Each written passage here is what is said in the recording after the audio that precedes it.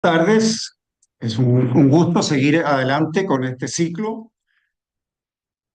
Vimos a los italianos la vez en la primera charla y ahora vamos a ver los arquitectos franceses que trabajaron en Santiago, que tienen también un tremendo aporte y una responsabilidad por el patrimonio que tenemos en Santiago y que ellos nos han dejado.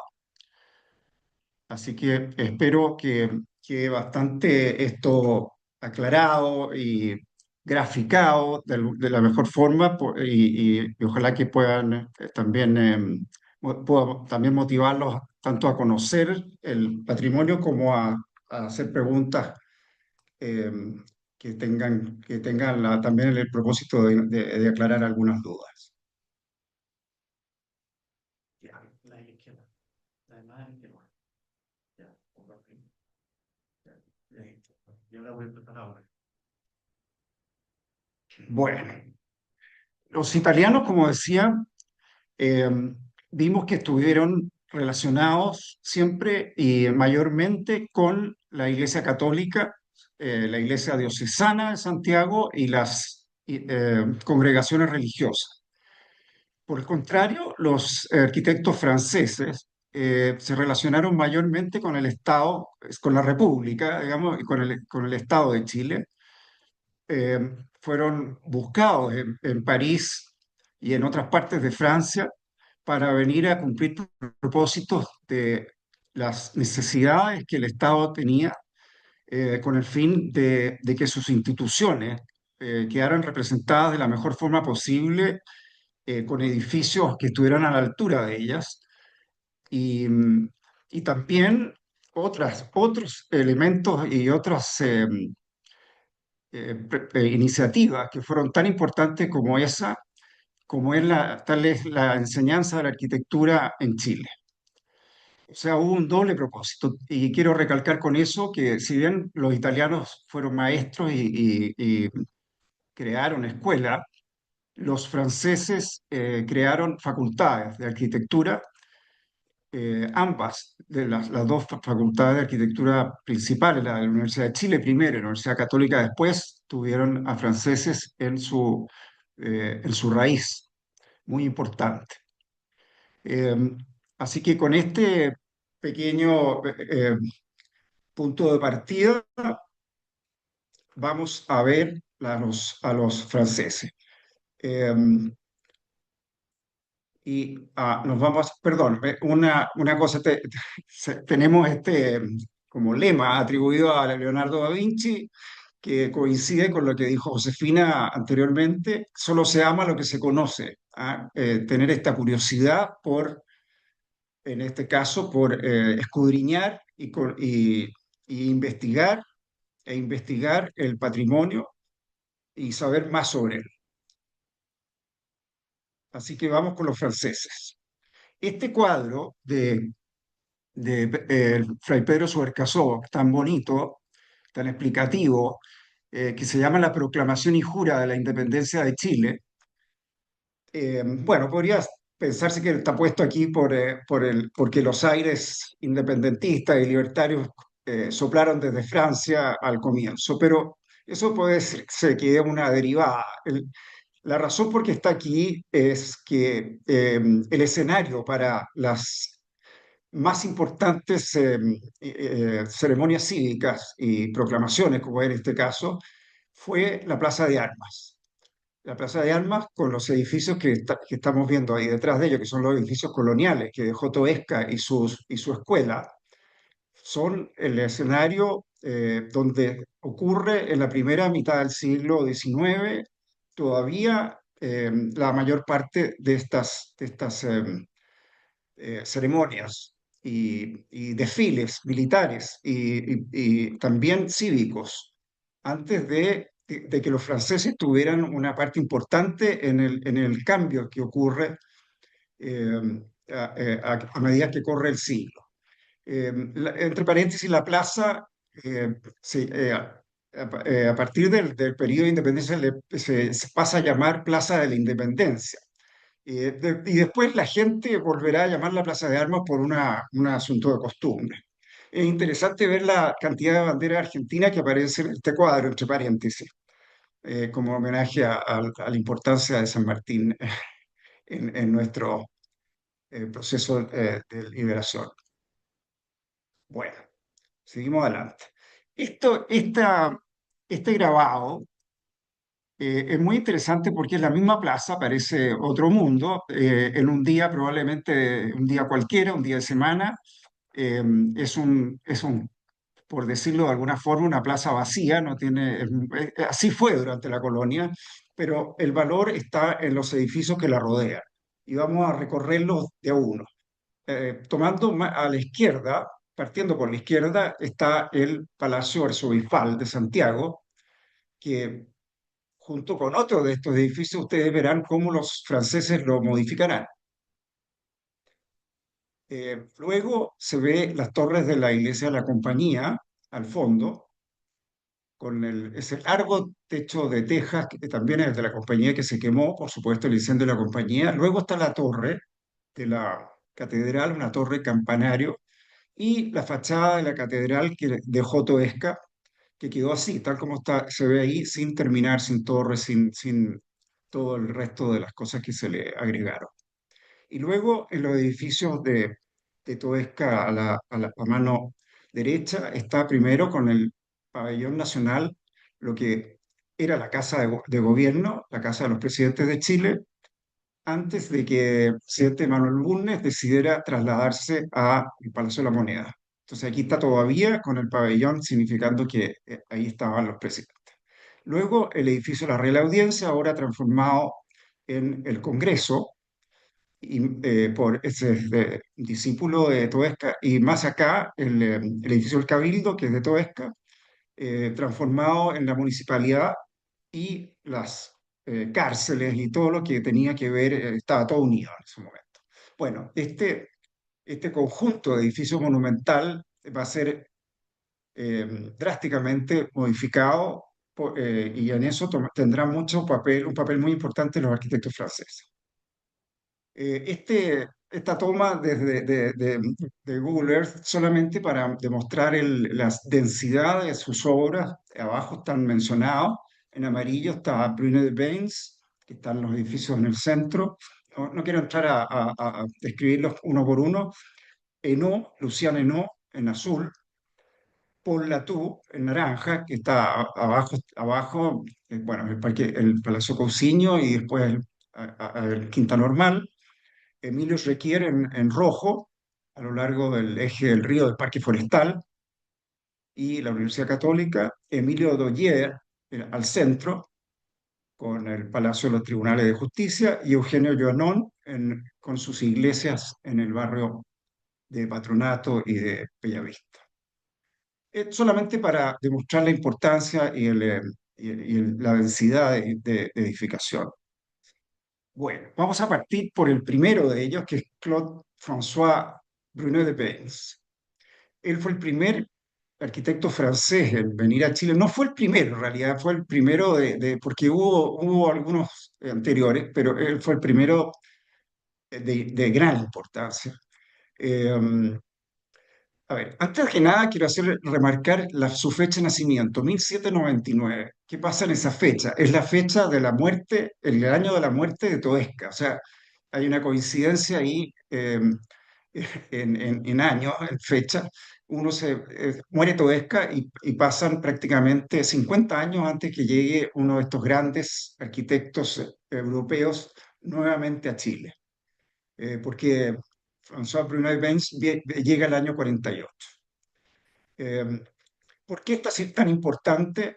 Por su participación en edificios cívicos, también en edificios particulares, que cambiarán el rostro del centro, lo que es hoy día el centro de Santiago, la ciudad de Santiago de esa época, y por ser precursor también en la educación, en la formación de los arquitectos chilenos. De hecho, él crea Eh, a ver, antes de ir al grano, voy a decir que Bruder Bains fue contactado por los chilenos en París, por Juan Francisco Rosales, que era el encargado de negocios chileno en París, para ser el arquitecto de gobierno, tiempo de Bulnes. Y estará en Chile por 7 años, hasta su muerte en 1855, súbita muerte. Está lleno de trabajo, lleno de encargos y muere. Él alcanza a hacer, entre otras cosas, este curso de arquitectura que se lo encarga el gobierno, era parte de su contrato, de que llegado el momento, si el gobierno lo estimaba necesario, se le iba a pedir que él escribiera un curso de arquitectura y lo dirigiera. No existía, por supuesto, no existía para nada una facultad y nada parecido a una escuela de arquitectura. Existía una facultad de ingeniería en la Universidad de Chile. Y él escribe este curso en francés de unas 250 páginas y luego es traducido y es pasado a unos 20 alumnos que son como casi como un magíster, un curso como para terminar la carrera que venían haciendo constructores y artesanos dedicados a la construcción. Y se dicta en las tardes, vespertino, en el Instituto Nacional. Ese es el primer inicio del curso de arquitectura en Chile. Ahora, los saltos estándares que plantea Bruno de Bains son prácticamente imposibles de llenar. Dice primero que todos los arquitectos tienen que aprender latín para poder leer las inscripciones en los monumentos romanos que les vamos a mostrar.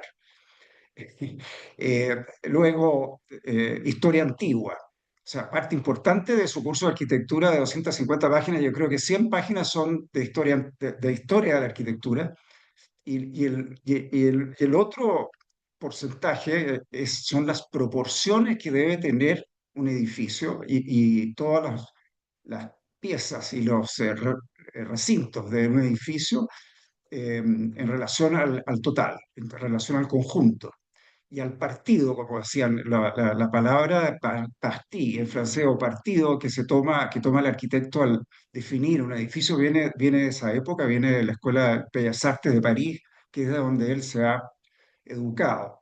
Y esto, él no pretende bajar el estándar para nada en Chile y tiene son tales las exigencias que tiene problemas primero con los alumnos y a continuación con don Andrés Bello, que era el rector de la universidad, que quiere que aprendan más de construcción y más de materiales y no tanto de los clásicos, ni ven la necesidad de esta belleza trasladada a la arquitectura, no la entienden, no hay un antecedente en Chile de algo parecido. Todesca ya quedó muy atrás, ya había muerto hace 50 años.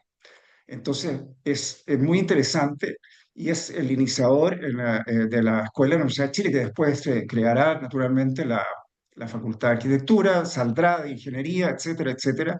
Y hoy día reconocido la Universidad de Chile como el iniciador, el precursor. Bueno, eso por el lado académico. Los otros franceses seguirán su senda.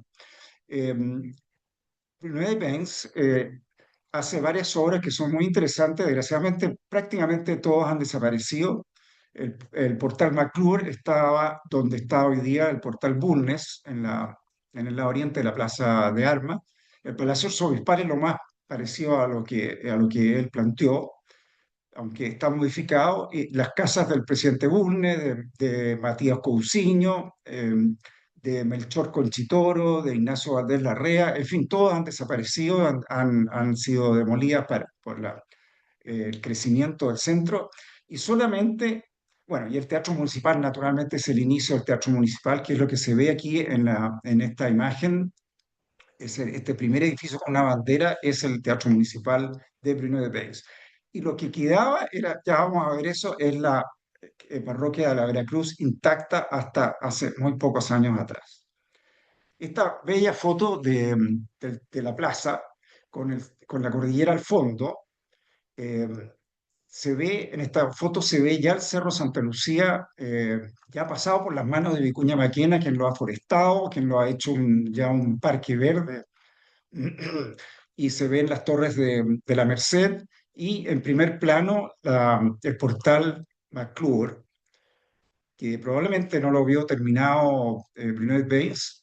Es un portal comercial que tiene adentro una calle vidriada, con un techo vidriado que se ve sobre el techo, que era una estructura de madera con vidrio en la época, y tenía locales comerciales al otro lado. Tan sencillo como eso, pero para esto es el primer portal importante, eh, y, eh, y sirve y sigue su función hasta que, bueno, ya en pleno siglo XX se iguala a lo que se hace en el otro costado de la plaza.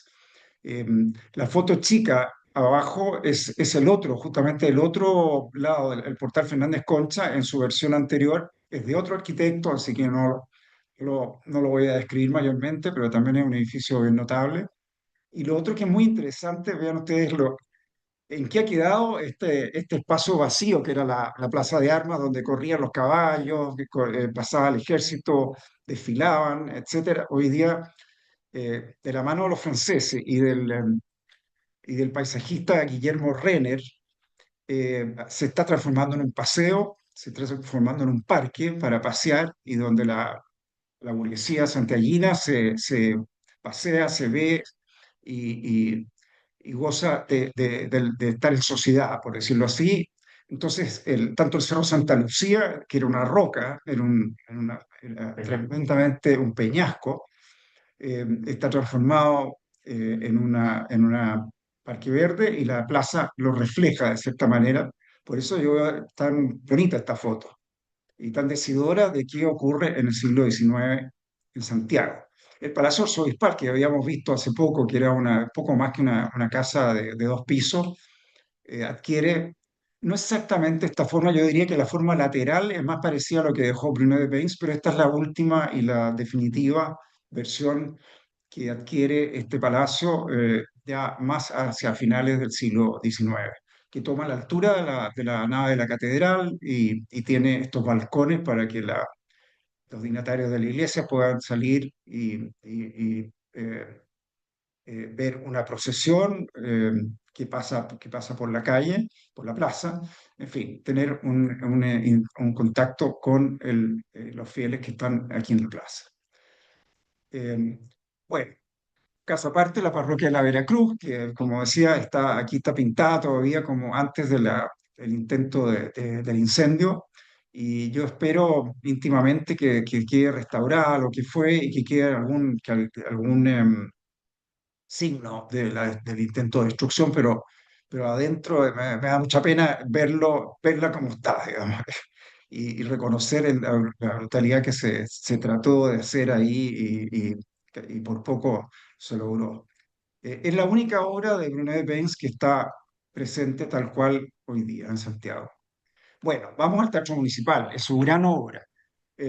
Presidente Bulnes, una de sus cosas más queridas y más añoradas era que hubiera un teatro de este calibre en Santiago. Había un teatro de variedades, había cosas pequeñas, y él compra este terreno que fue antiguamente la Universidad de San Felipe, en la colonia, y compran además lo que es hoy día la plazoleta municipal. Compran unas casas y todo esto para darle la mejor estatura a un teatro de esta categoría.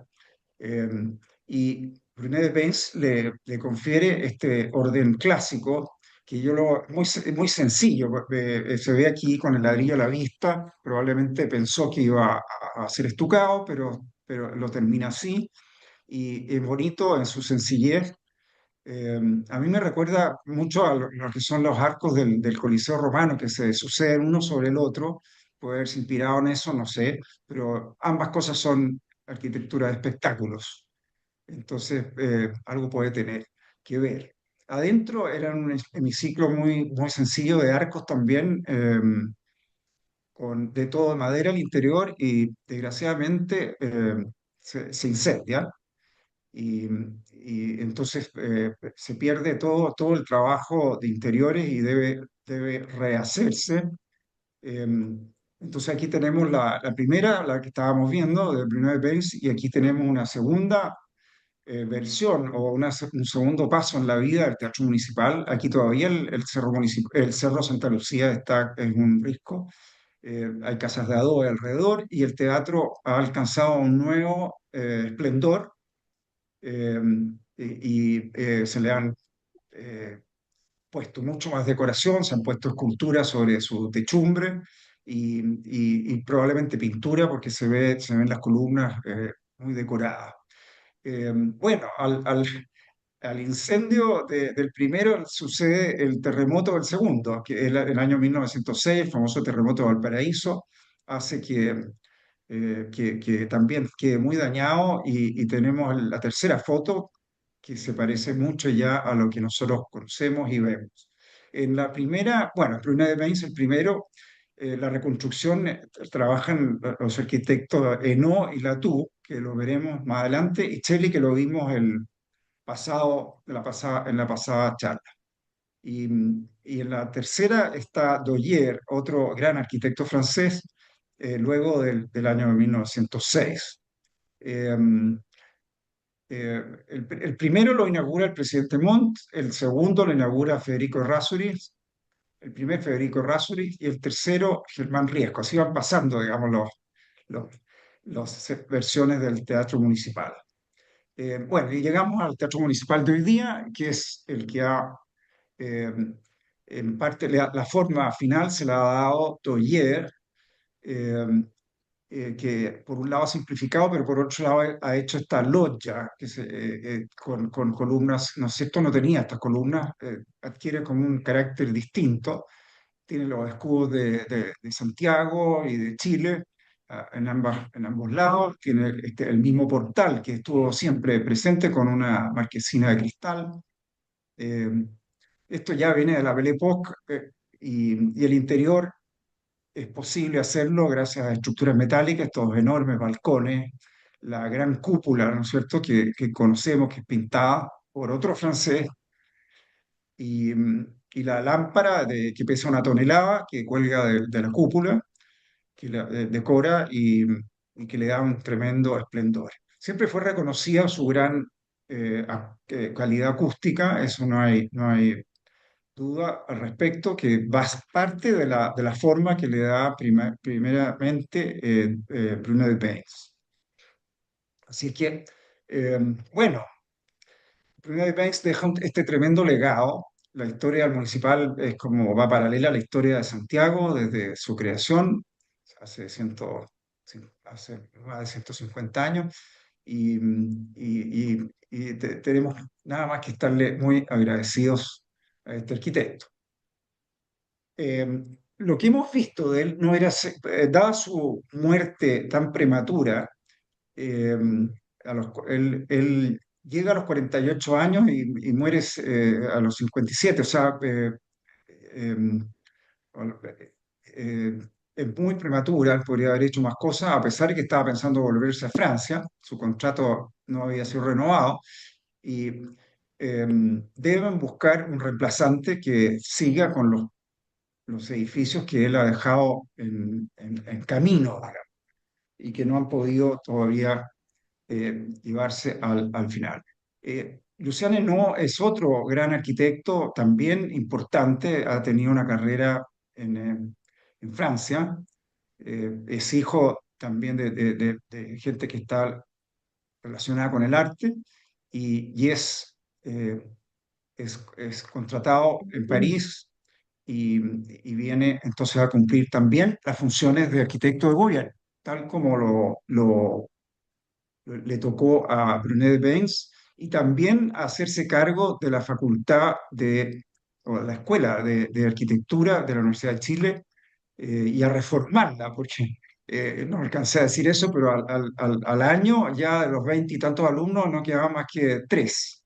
Y de esos tres, solamente Fermín Viavaceta es el único que se dedica a la arquitectura. O sea, eh, como que se apanicaron un poco con las altas exigencias. Solamente Fermín Viavaceta sale graduado, y desde el comienzo.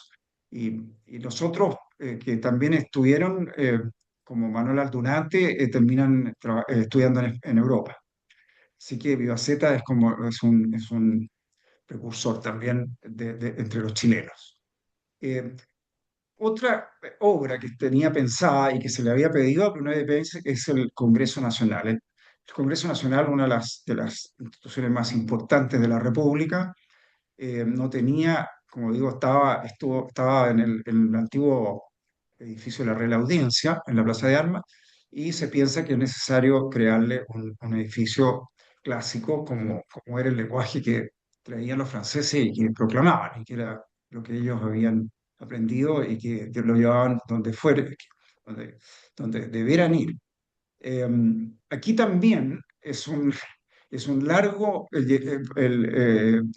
camino que debe recorrer este edificio, por eso he puesto todos estos arquitectos. Brunet de Peix trabaja en los planos, eh, y Eno lo retoma y modifica los planos y lo retoma y se construye entre el 70 y el 73 y ahí se acaban los fondos, debe detenerse las obras, finalmente, después lo termina Aldunate, Manuel Aldunate, termina el edificio, viene un incendio y Bunot, otro francés, lo rehace y, en fin, y ahí queda ya funcionando nuevamente. Y Cruzmont, finalmente, después del terremoto de 1906, le hace varios cambios. Pero esta foto que estamos viendo, tanto el grabado arriba como la foto, esta preciosa foto sepia, son de lo que hizo Eno y cómo, perdón, sí, Eno y Aldunate, cómo lo dejaron antes del incendio y con sus jardines cerrados y toda esta cosa. Yo pienso que esta foto podría ser un edificio de Washington o de cualquier capital del mundo, es una enorme belleza. Eh, y es muy bonito recorrerlo. ¿Ah? El interior, la majestuosidad de las salas, del orden clásico gigante, ¿no es cierto? Gigante porque abarca varios pisos. Eh, las lucarnas, los cielos pintados, y además están en muy buen estado, da gusto recorrerlo. Es muy impresionante y está muy bien pensado. El partido, como hablaba, el partido arquitectónico tomado, aquí está la planta del primer piso, acá el segundo, pero son muy parecidas. Eh, Calle Catedral acá, calle Compañía abajo, Bandera a la izquierda y a la derecha y Morandé a la izquierda, la entrada principal por Compañía, ¿no es cierto?, al Salón del Congreso Pleno, tremenda espacio, uno de los espacios más solemnes de Santiago, al cual se unen o se comunican tanto la Cámara de Diputados hacia la derecha y el Senado por la izquierda, que ambos tienen entradas, accesos separados, y todas las oficinas y todo lo demás que es este eh, perímetro de oficinas cuadrado, eh, y estos patios de luz que hoy día son salas de reunión. Tan denso es este edificio. Tiene un partido muy claro, muy clásico, mucho- da un gusto ver una cosa tan bien pensada y bien organizada. Como el raciocinio, la razón francesa está detrás de todo esto. La impresión que da. Bueno, seguimos con Luciano Henao, está la Universidad de Chile, también un edificio muy clásico con sus dos pisos, ventanas en arco al primer piso, ventanas rectangulares en el segundo y, y elementos centrales con las ciencias y las artes representadas sobre el acceso y los pabellones. Hay un pabellón de estos en cada esquina, un recurso muy empleado por él, parece, porque si volvemos atrás en la foto también tiene algo parecido a estos pabellones, y acá se ven también estos pabellones de esquina y el motivo central, claro, que este es mucho más solemne, del Senado, parece un Senado romano. Eh, es muy bonito. Bueno, también le tocó grandes casas en su momento. Este es el palacio, lo que fue el Palacio de la Reina Sañartu, después fue el Mercurio, hoy queda solamente su fachada, ¿no es cierto? Afortunadamente, y hay un edificio comercial detrás. Afortunadamente podemos ver lo que era su planteamiento para una gran casa, aquí está el acceso, ¿no es cierto? Y están estos pabellones de esquina que se alcanzan a ver, y todo está trabajado con pilastras, arcos en el primer piso y en el segundo piso también. Tiene algunos elementos rectangulares. Eh, este lenguaje clásico yo creo que lo lleva a su plenitud en el siguiente edificio, que es este, es el Palacio Pereira, ¿no es cierto? Tan hoy día, es decir, era una pieza patrimonial que daba realmente pena por el abandono que tuvo tantos años en Santiago, y hoy día es todo lo contrario, es un orgullo verlo. Eh, Su fachada son dos pisos, está claramente marcada por estas cornisas, ¿no es cierto? Y por el antetecho, parte superior, y tiene cuatro módulos a ambos lados del acceso. Cada módulo está, o tramo, como decía, cada tramo está marcado por pilastras corintias las superiores, jónicas las inferiores, que marcan el tramo, y después al acercarse a la parte principal, ¿no es cierto?, la jerarquía, un edificio muy jerárquico, columnas adosadas, pares de columnas, y luego columnas expuestas, eh, que son, bueno, que marcan el acceso principal y probablemente el dormitorio principal también en el segundo piso. Eh, Y otra cosa que es interesante de esta arquitectura, si uno recuerda cómo era Santiago colonial, con rejas, todo con rejas y con ventanas relativamente pequeñas para la masa del edificio, aquí están las ventanas, todas llegan hasta el suelo, ventanas francesas, ¿no es cierto? Y todas tienen un balcón para asomarse y participar, como que dice, de lo urbano, participar de lo que ocurre afuera. Eh, es como un planteamiento distinto, muy avanzado para la época, lo que no quita que puedan haber tenido rejas, pero no, estas con balcones no tenían rejas, claramente. Los que tenían rejas son los que no tenían balcones. Estos tenían balcones para asomarse. Así que eso lo encuentro muy interesante y muy logrado, la arquitectura del Palacio de No. Bueno, y el interior, eh, si vamos a este plano, el palacio tenía dos patios, uno con esta cruz que está marcado aquí y el otro que era el patio de servicio, y que habían cocheras y pesebreras y cocinas, bodegas, todo lo demás. Pero encontró sumamente interesante que no haya reinterpretado el patio de la casa chilena mediante estas galerías en forma de cruz.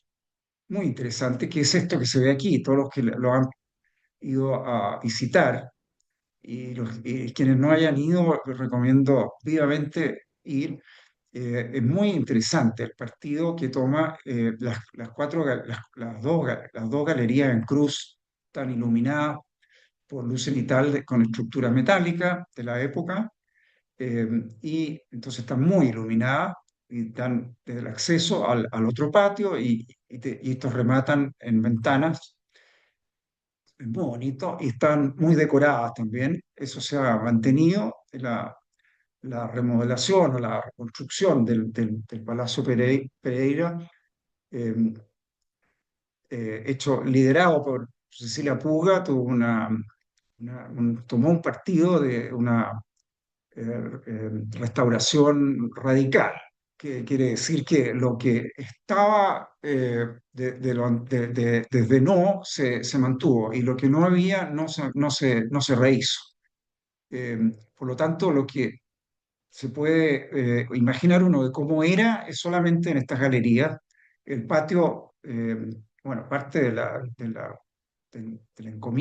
lo que se le encomendó era que el patio debía haber un edificio de oficina. Y es muy interesante este edificio que forma como un cuadrado en el cielo y está eh, rodeado por estas estructuras muy livianas, y que hacen del edificio moderno algo muy especial. Pero las salas y salones, el comedor, todo lo demás del palacio no es posible verlo, ya no existía, habría que haberlo inventado, es una pena. Y entonces, la belleza está en el contraste entre ambas cosas y en el caso nuestro, que estamos hablando propiamente del patrimonio, está en estas galerías que se cruzan y que, como digo, es muy interesante como alternativa al patio, el patio tradicional. Bueno, dejamos hasta ahí a Enú, que tiene más obras, eh, incluso el Colegio de los Sagrados Corazones de Valparaíso lo diseñó él, en fin, hizo obras, muchas obras. Luego se volvió a Francia y tuvo otra participación de trabajos en Francia. Eh, Seguimos, vamos por orden cronológico del nacimiento. Paul Latour es un arquitecto de la zona de Lyon, eh, perdón, de la zona de los Alpes franceses, eh, de Saboya, que él lo ubica en Francia, eh, Alberto Blesgana, ministro plenipotenciario de Chile, en una exposición en Lyon, y ubica lo que él ha proyectado, y entonces lo invita a París a conversar con él para traérselo para hacer nada menos que un pabellón, el pabellón para la Exposición Internacional de Santiago de 1875. Eh, eh, Hay que pensar qué agrandado era Chile en ese momento. Francia tiene su primera exposición universal en 1865. La del 89 ya será con la Torre Eiffel y después seguirá. Pero el 65 es la primera de Francia y Chile el 75 se plantea y se dan los medios para hacer una exposición internacional de Santiago, o sea, 10 años después, para lo cual se contrata un arquitecto francés como Paul Latour, eh, por lo que vio Blesgana en ese momento, y se viene, hace este gran edificio, hoy transformado en el Museo de Historia Natural, que todos conocemos, y que es bastante, y lo hacen a mata caballo, yo supongo, porque lo deben haber hecho en muy poco tiempo, eh, y tiene a ver, en planta, es un rectángulo y que tiene dos pisos, no alcanzó a tomar toda la forma, no sé, alcanzaron a construir los dos pisos en todo el edificio, pero tenía la fachada de dos pisos, y esta especie de arco de triunfo que hace sonreír un poco, pero es muy original y es festivo, por decirlo de alguna forma. Es un edificio festivo. Aquí se exhibieron, bueno, los avances de Chile, no eran industriales, pero sí agrícolas y mineros, me imagino.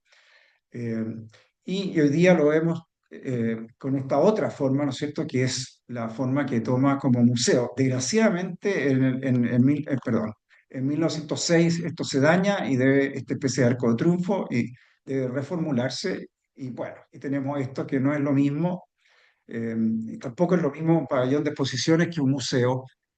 Eh, creo que perdió el edificio, pero bueno, ahí lo tenemos y afortunadamente no siguieron remodelando hacia adentro porque esta nave, la gran nave de exposiciones, donde estaba llena, eh, es de doble altura, es metálica, de arquitectura metálica, pero todavía en esa época no se, era muy temprano y se esconde el detalle de los fierros, y está todo trabajado en madera y encalados de madera, muy propio de esa época.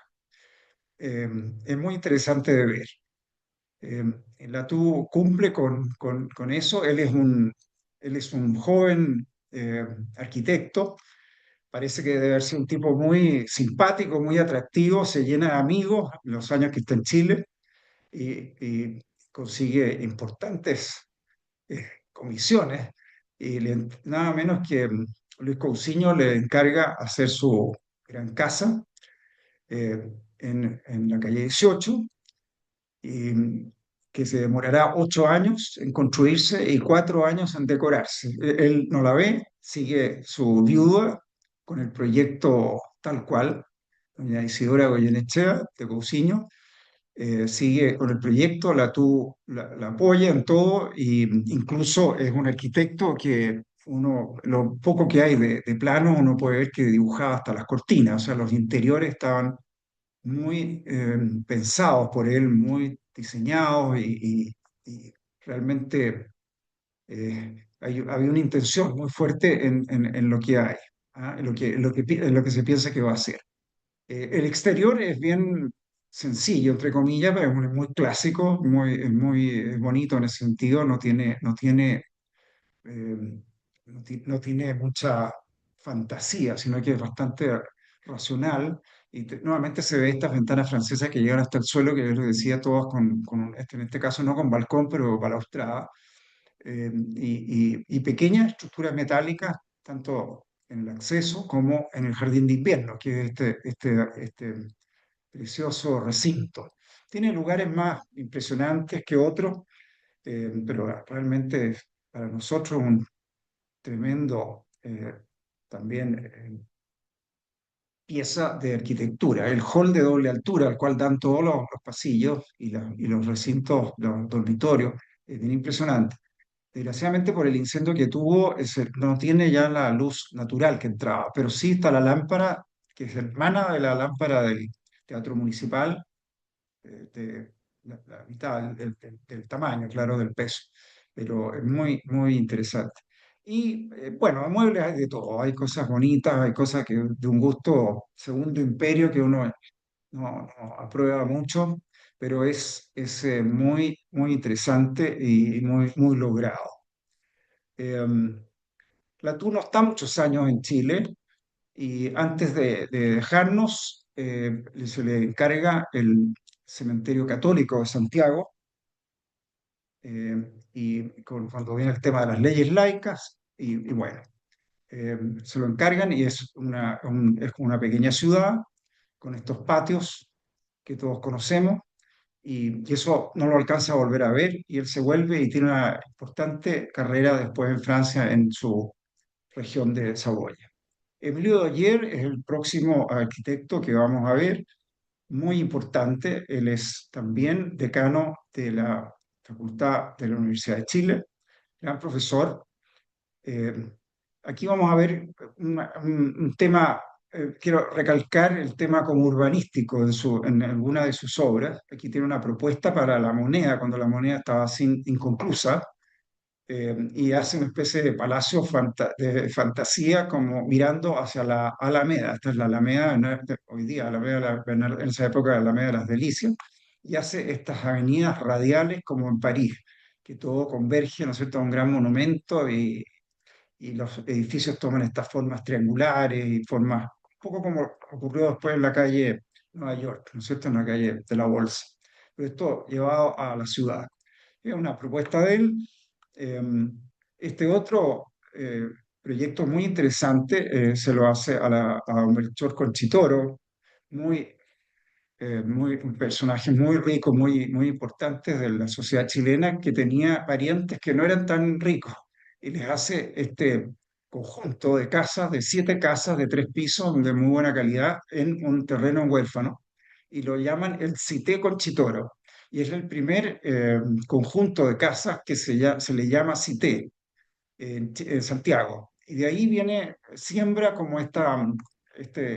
tipología de, de casas que están pareadas y que pueden ser para una familia, como en este caso, o pueden ser para varias familias o para arriendo o de frontón vivienda social, ¿no es cierto? Que lo que asocia el CITE con esto de la vivienda social. Pero él da esta partida con esta arquitectura bien interesante.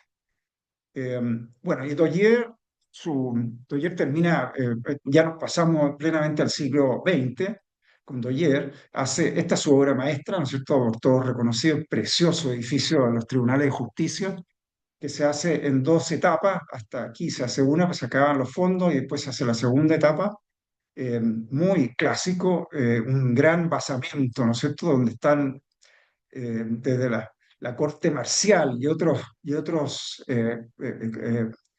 partes del Poder Judicial chileno, luego están las Cortes de Apelaciones y finalmente la Corte Suprema en la parte central y superior. También recalcar que la arquitectura, o sea, tan jerárquica como esa, ¿no es cierto?, va por niveles.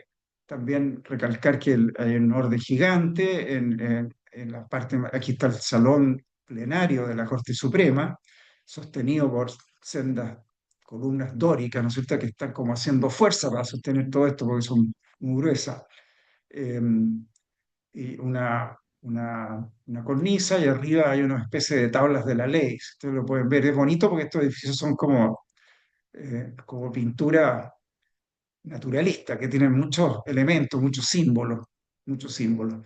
Una gran fachada y el lugar es muy bonito, la plazoleta que está delante, la estatua, el monumento Mont Varas, etcétera.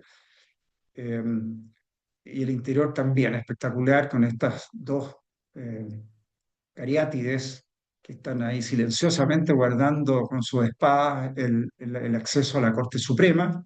Son obras del escultor español Col y Pi, también profesor de la Universidad de Chile, y entonces se llega a la Corte Suprema, digamos. Entonces aquí están, esto es precioso, ¿eh? El interior del edificio es muy bonito. Y digo, aquí se nota también abajo una cosa de columnas muy fuertes y arriba una estructura metálica traída de Francia, muy liviana, muy delgada, muy delicada.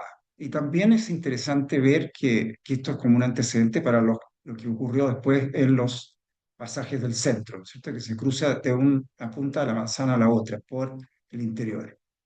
Un detalle de esta magnífica puerta en el salón plenario de la Corte Suprema, con una alusión a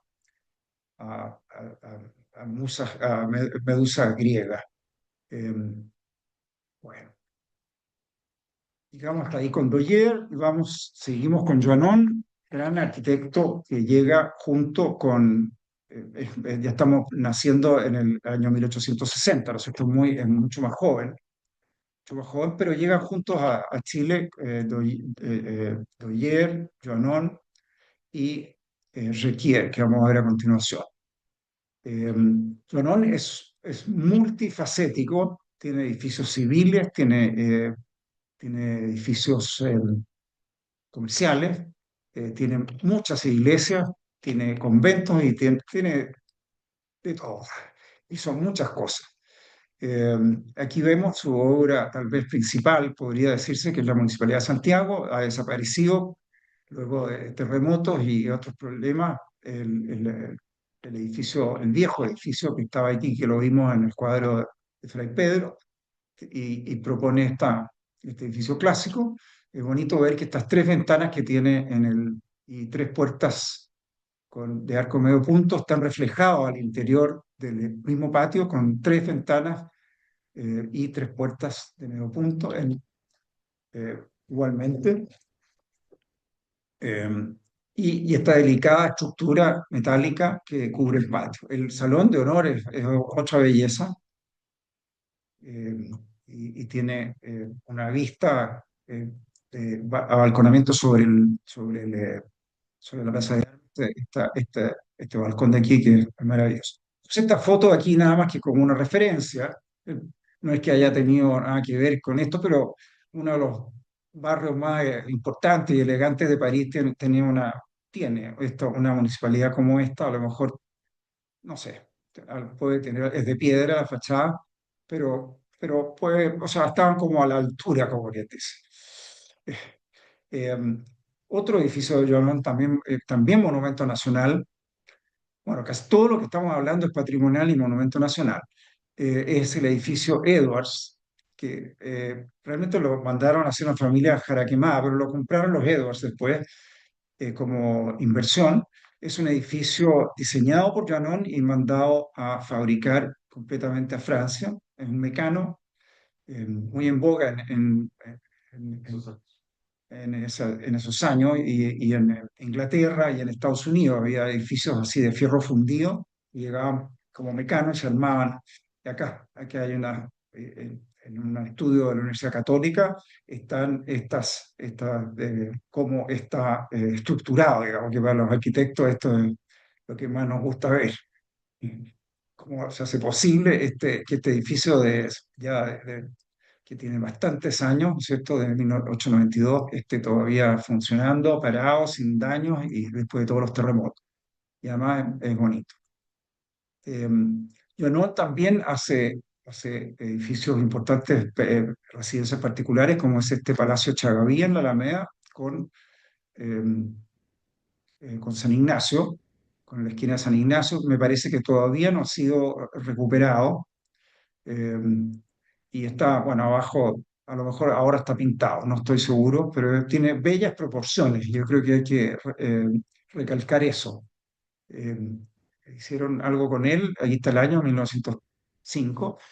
eh, Tiene bellas proporciones, las ventanas francesas son muy bonitas y me imagino que el interior debe haber sido también interesante. Eh, Recomiendo absolutamente visitar la parroquia de Santa Filomena, que él crea en el año también de 1905 en el barrio de Patronato. Es una iglesia, es una parroquia que tiene probablemente uno de los espacios más bellos de Santiago interiormente. Es muy logrado, está muy es pintado y está perfecto, digamos, como fue. Se me olvida decir que Eugenio Joanón es también ingeniero civil, o sea, tiene un tema muy de una seguridad de con qué van a construir sus edificios muy grandes y los edificios no están dañados. Estas torres que hizo en su iglesia, como las torres de San Ignacio, por ejemplo, que él retoma en la iglesia del Colegio San Ignacio Alonso Valle a la muerte de, de, de Eusebio Celli, la retoma y hace las dos torres, y las torres no se han dañado. Entonces uno ve que el haber sido ingeniero sirvió, y el plantearse, ¿cierto? La arquitectura gótica que no existía, no había antecedentes. Bueno, Burckhardt, que vamos a verlo en la próxima charla, se había adelantado y había traído el gótico a Chile, es como el precursor, pero bueno, la gente del norte de Europa lo trajo, los italianos jamás hubieran traído el gótico. Pero en Francia es muy fuerte el gótico a fin de siglo, está en sus raíces, ¿no es cierto? Lo encarnan, y una iglesia hecha por franceses a esas alturas tiene que ser gótica. Aquí hay detalles, ¿no es cierto? El gótico pintado, además, gótico pintado, todas las columnas, estas columnitas están pintadas. Y esto es el exterior de esto, nada más que para mostrar que está hecho de ladrillos, que no hay artificios, está bien construido. Me imagino que todas las bóvedas y su nervadura y estas pequeñas columnas que bajan, tiene que haber estructuras metálicas que lo hacen posible permanecer en el tiempo en una geografía como Chile y con los problemas que tenemos. Una más de Eugenio Leonón, que es la iglesia de la Nutrición de la Victoria, que fue para las monjas clarisas mucho más sencillo. Ellas trabajan con la pobreza, así es que tiene y es mucho más tarde, esta iglesia aquí estuvo el Liceo Alemán, todos lo conocemos como el Liceo Alemán, y hoy día es parte de la Universidad San Sebastián. Finalmente, vamos a ver a Emilio Requier, gran arquitecto francés. Eh, Siempre se ha hablado de que hay un parecido con el Petit Palais, pero yo eso lo descarto. Tiene algún parecido, pero este es un edificio mucho más cerrado y el otro es mucho más abierto, lleno de ventanas. Es muy interesante ver en el Bellas Artes que está a la derecha el museo y a la izquierda la Escuela de Bellas Artes, que estaban íntimamente unidas en este proyecto. Este es un dibujo de la mano de Requier. Eh, Quiero pasarme un minuto a la estación Mapocho, que es su siguiente proyecto, nada más que para mostrar que también tiene algún parecido. Este no tiene cúpula, pero tiene la bóveda de la estación, con torres también en las esquinas. Eh, Bueno, nada más que mostrar, algo interesante que mostrar aquí, que es el contraste entre las fachadas de ambos elementos que uno juega con el otro. La escuela de arte tiene un pórtico clásico absolutamente en regla con lo que propone y lo que exige la arquitectura del Bellas Artes francés clásico, y el interior podría ser un edificio de esa época como un banco o algo así, está con un piso impecable hoy día. Eh, y sin embargo, esto es para los alumnos, como quien dijera, los alumnos deben regirse por las reglas exactamente como las proclama la academia. Y en cambio, ¿qué pasa con Bellas Artes? Aquí también tiene órdenes clásicos, pero los ha roto en el fondo la capacidad de los artistas, esto es interpretación mía, eh, eh, y son capaces, ¿no es cierto?, de romper con su originalidad el frontón clásico, el tímpano que este debe ser un tímpano curvo, ¿no es cierto? Los artistas son capaces de poder eh, eh, proponer algo distinto y, y está abajo tenemos la escultura de Rebeca Mate y arriba tenemos un importante alto relieve de otro artista chileno, González, me parece. Bueno, ese es el contraste que lo encontramos interesante. Nuevamente la estación Mapocho tiene esta, que es lo veo como una gran puerta a Santiago. Eh, esta es la parte urbana de la estación Mapocho, el palacio, por decirlo así, y atrás la parte de los ferrocarriles que se unen en este punto. eh, y eh, Pasamos para terminar con los otros, nada más que reseñar los otros edificios que hizo Requier. Él fue el creador de la Escuela de Arquitectura de la Universidad Católica, no puedo dejar de decirlo. Y además de su edificio, participó varios años en el edificio de la Católica, post-Cremonese, que ya lo habíamos visto en la sesión pasada. En 1917 termina el edificio de la Bolsa, que es otra belleza. Hoy día va a tomar un nuevo giro, como todos saben.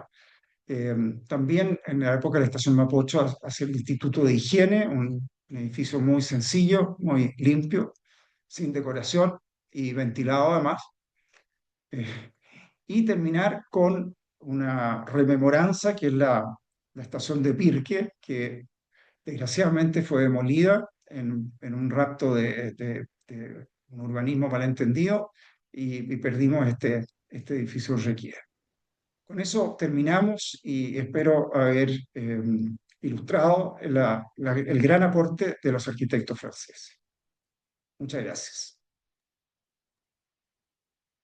Muchas gracias, Mariano, por la presentación.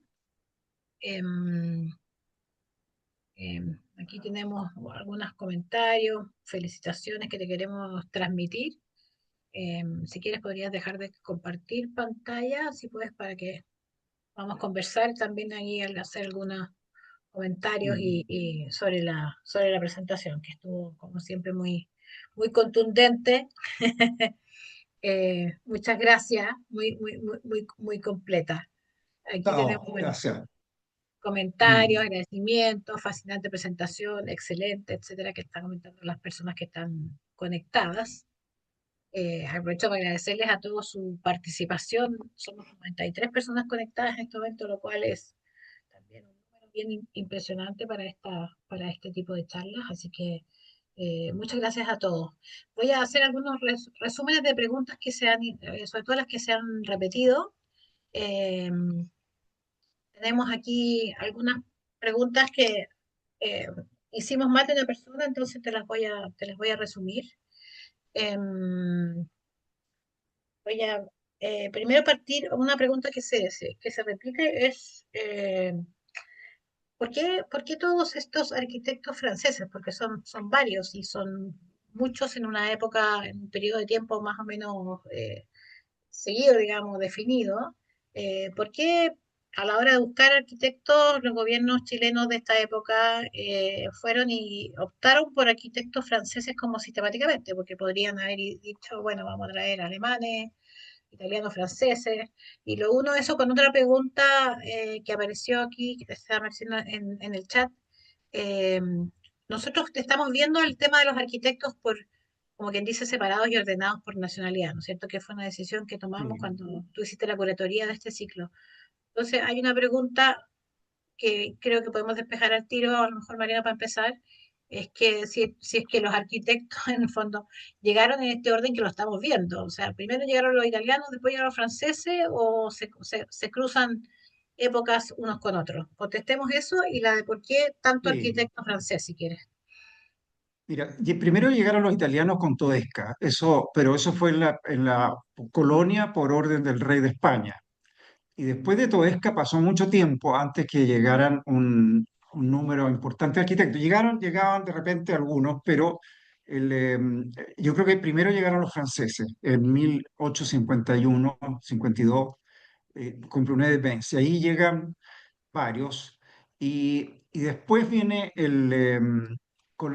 se me olvidó, no mencioné la importancia que tuvo la celebración del centenario de la independencia. Fue ahí, ahí para eso se contrataron estos edificios importantes y otros más, digamos, que no estamos mencionando. Pero esto corre paralelo con los italianos. Yo diría que corre paralelo, porque se mezclan en el tiempo. Los italianos están en la parte educacional, en la parte de la iglesia sobre todo, y se van paralelos y se superponen, diría yo. Sí. Muy bien, y el hecho de que haya tanto arquitecto francés, ¿cómo se puede como explicar? O sea, un comentario que salió aquí, que me imagino que va por ahí, es que había una gran influencia general, digamos, o interés en Chile por la cultura francesa en esa época, ¿o no? Exactamente. Pero además de eso, la Escuela de Bellas Artes de París irradiaba, yo diría que a todo el mundo, a Estados Unidos también, al resto del mundo.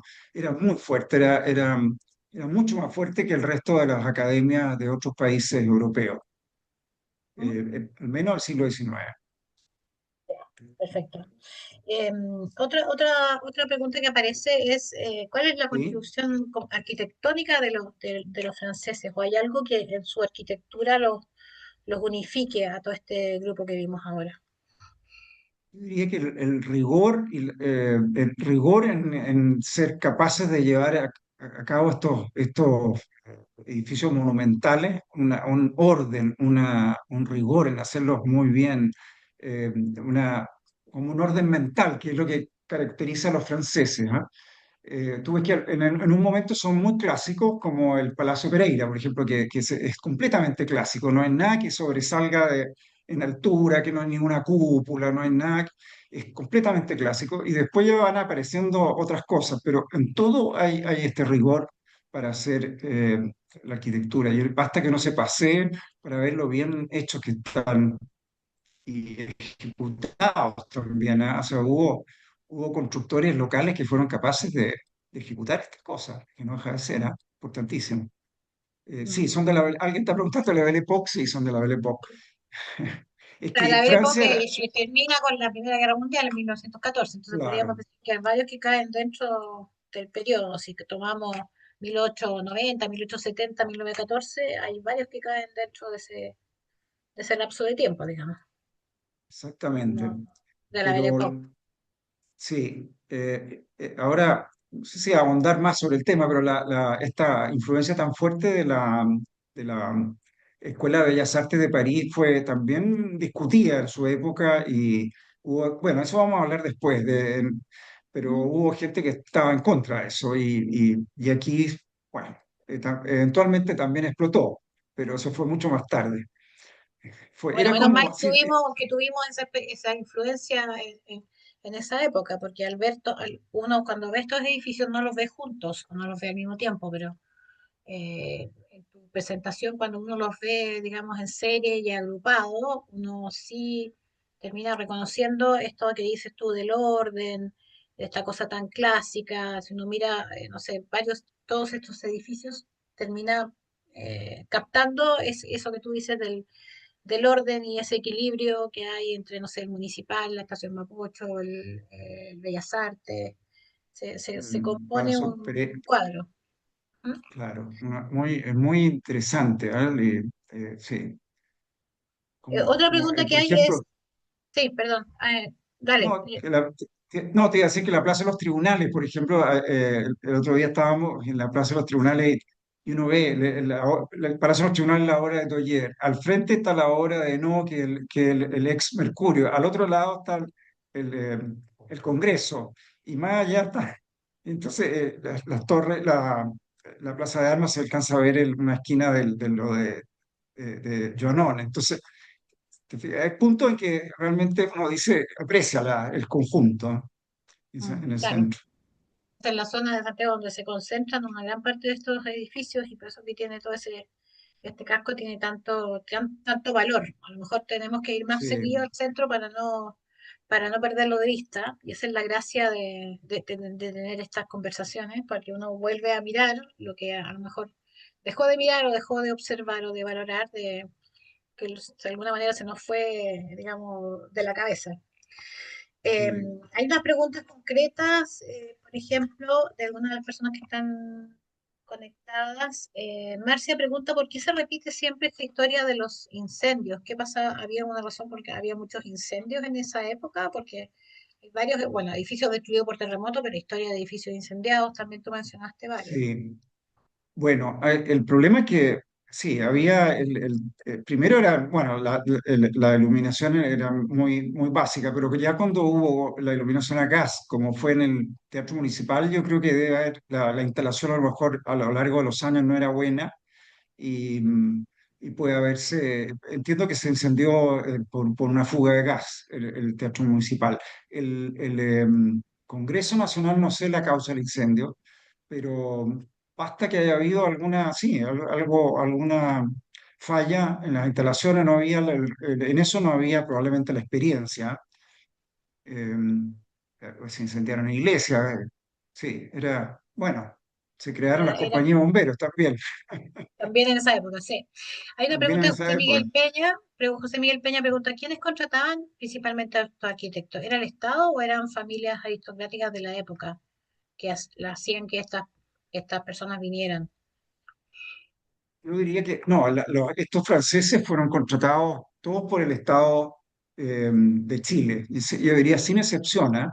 Incluso Joanón y los últimos que vimos, Requiere de todas maneras, eh, Requiere era chileno de nacimiento, pero de padres franceses, pero se educó en Francia y estando allá, al final de su educación de arquitecto, lo contrataron para que, o sea, se metió en la colada, como quien dice, como arquitecto francés, pero él había nacido en Chile, así que hablaba bien castellano. Pero bien, para todos los efectos, su educación fue también el Bellas Artes, pero todos fueron contratados allá, ¿ah? Por los diplomáticos, sí, las familias aprovechaban aquí que ya a los Burjar y a los Provasoli y a todos los que estaban aquí claro, a los italianos también, para hacerse sus casas. Sí. Perfecto. Eh, Bueno, y para cerrar algunas preguntas, de todos estos franceses hubo algunos que dejaron, bueno, algunos dejaron discípulos o alumnos porque fueron profesores, como dices tú, de las facultades, pero alguno de ellos se quedó aquí en Chile, dejó familia, eh, sí, perduraron, digamos, desde ese punto de vista. sí. Bueno, Joanón dejó una gran familia muy amplia, ¿no? De muchos descendientes. Eh, Requier se volvió con sus hijos a Francia, pero por ahí he oído que hay algunos descendientes acá, no me consta, pero él, después de haber vivido treinta y tantos años en Chile, se volvió a Francia.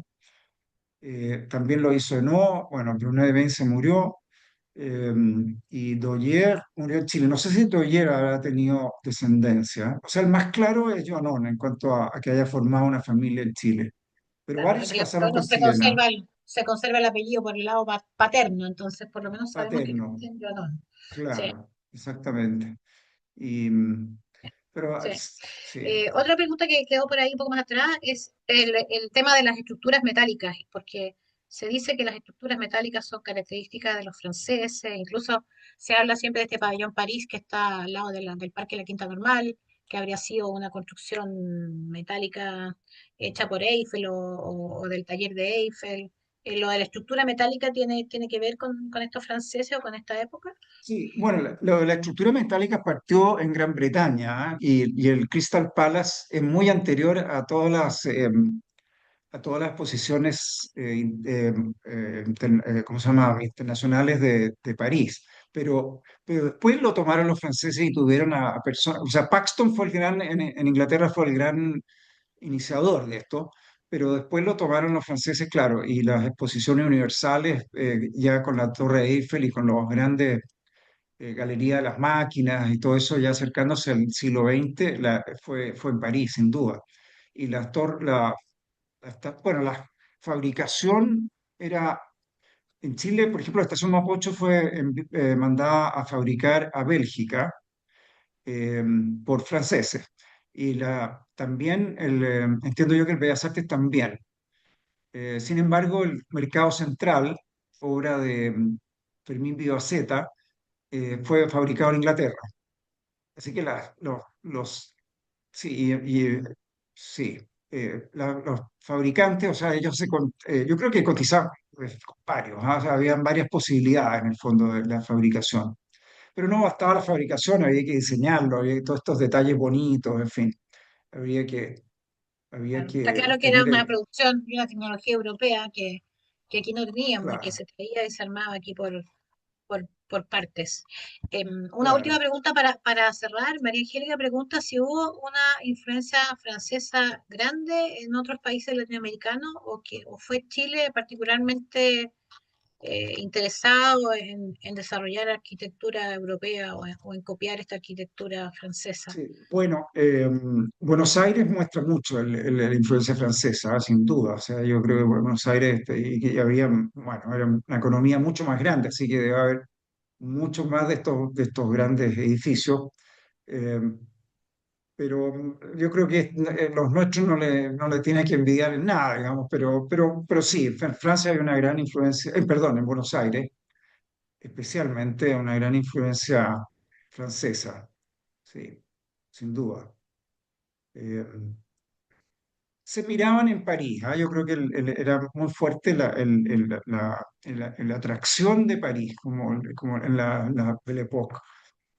Pero comienza antes, como estábamos hablando del presidente Bull en el 1850, mucho antes. Ya había eso.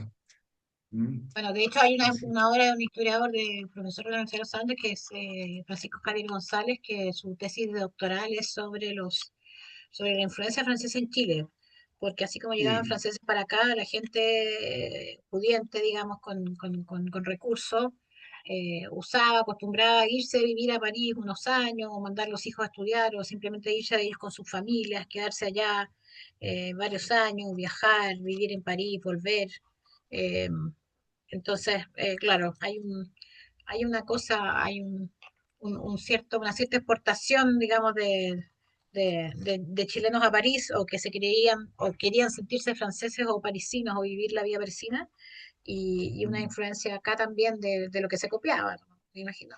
No solo en la arquitectura, en la moda, no sé, pues en la música, en la cosa artística, también mucho de eso hay en esta época en el fondo, mediados del siglo XIX hasta principios del siglo XX, es como una influencia bien universal y se ve también fuerte. en otras cosas, en otras disciplinas, se ve en la pintura, se ve en muchas otras Claro. cosas. Allá nos En vamos la cerrando pintura, entonces. Sí, pues les sí, agradecemos como Monguasán y de ahí en adelante. Les claro, agradecemos son a muy todos la importantes. participación. Sí, y en la exposición de hoy, a todos los que nos han acompañado, Mariano, por tu presentación también, y los dejamos invitados a las próximas actividades de este